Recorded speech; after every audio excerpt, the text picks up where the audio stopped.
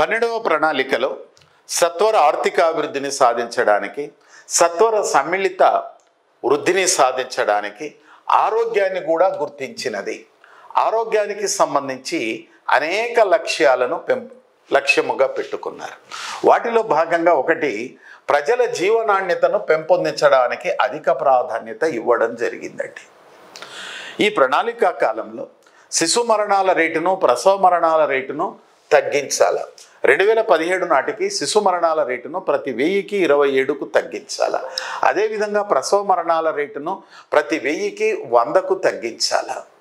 2022 నాటికి అన్ని గ్రామాలకు, దెన్ 2022 నాటికి గ్రామీణ ప్రాంతాల్లో ప్రతి కుటుంబానికి వ్యక్తిగత మరుగుదొడ్డిని కల్పించాలి. దెన్ 2016-17 నాటికి 6 సంవత్సరాల వయస్సు లోపలి బాలబాలికలలో స్త్రీ పురుష నిష్పత్తిని 950కి పెంచాలి. సంతాన సాఫల్యతను 2.1% తగ్గించాలి.